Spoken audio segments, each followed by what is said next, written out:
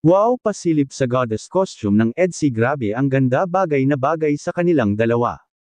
Magandang araw sa inyong lahat mga kalingap, sanay hindi nyo po makalimutan na mag-like sa video na ito. At paunawa tapusin muna ang kabuuhan ng video na ito mga kalingap at para malaman ang nilalaman nito. At maraming salamat po mga kalingap sa pagpatuloy na pagsuporta lalo na kay Kuya Val Santos Matubang at Kalingap Rab. Grabe ang EDSI, bagay na bagay sa kanila ang kanilang goddess costume.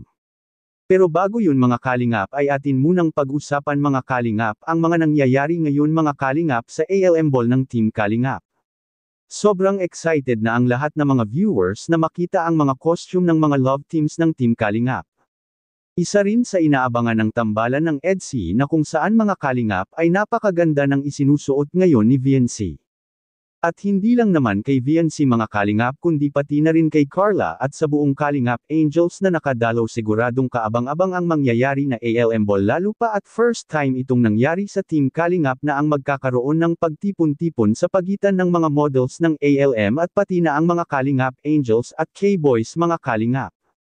Dadaluhan rin ito nila Kalingap Dan at Diwata Joy, ang Dan Joy Love Team at ang Rara at Sid Rose at Jumcar.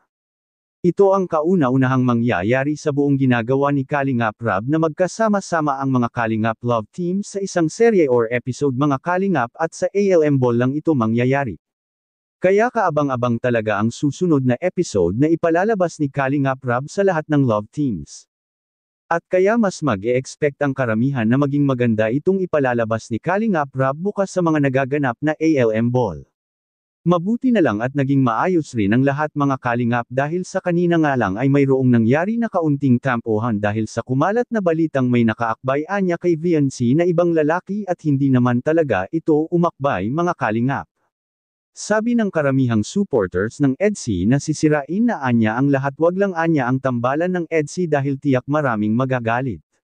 Ang pabahay para kay VNC mga kalingap ang isa sa pinakamagandang halimbawa kung gaano karaming taga-suporta kay VNC, dahil sa hinding-hindi aabot ang pabahay kay VNC sa halagang mahigit 2 milyon kung wala pa itong maraming taga-suporta mga kalingap. At sa kabilang dako naman pasilip sa mga goddess costume ng EDSI, grabe ang ganda, bagay na bagay talaga silang dalawa mga kalingap. Anong masasabi niyo po tungkol dito? Please comment and God bless you all.